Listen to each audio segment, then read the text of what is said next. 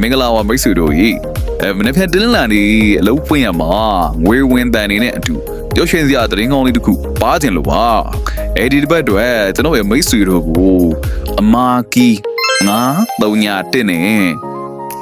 930နဲ့2 special မွေးကတ်ကိုကျွန်တော်အခမဲ့ချပြပေးလိုက်ပါပြီအခုကျွန်တော်ဗီဒီယိုမှာထည့်ပေးထားပါတယ်ကြည့်လိုက်ကြပါဦးကဲဒါတင်ပဲလားဆိုတော့မဟုတ်သေးပါဘူးအခုဆိုရင်ကျွန်တော်စီမှာတူးရီကိုထိုးရတာပို့ပြီးတော့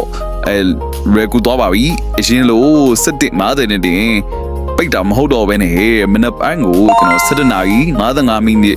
ညနေပိုင်းကိုလည်းပဲကျွန်တော်3:55မိနစ်အထိအချိန်တွေကိုတိုးမြှင့်ပေးထားပါတယ်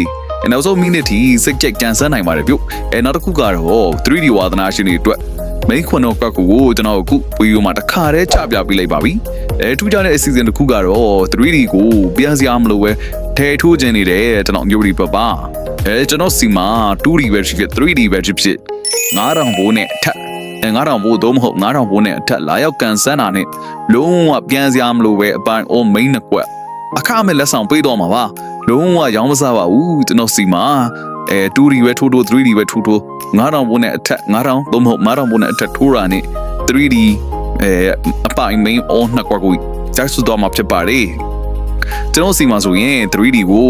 900စာရမှာဖြစ်ပါတယ်ငွေကြီးပိုင်းလားကျွန်တော်နဲ့လက်တွဲပူးတဲ့သူတိုင်းသိပါတယ်ခဏထွက်ပြီးလာနဲ့မိနစ်ပိုင်းအကွေးမယ်ငွေလွှဲပေးတာပါအားလုံးအတိကြပဲမဟုတ်လားယုံကြည်စိတ်ချရမှုကတော့နံပါတ်1ပါပဲကဲဒီတစ်ပတ်မှာတော့ 2D ထွေးကားဝယ်စီ 3D ထွေးရင်တိုက်ဝယ်စောင့်နိုင်မဲ့အခွင့်အရေးကိုလက်လွတ်မခံပါနဲ့ငွေကြေးတွေအဆင်ပြေပြီးတာယာလှပတဲ့အပတ်လေးကိုအတူတူပိုင်းဆိုင်ထားရအောင်ပြုတ်အားလုံးပဲကန်တော့ကြပါသေးမျိုးတွေ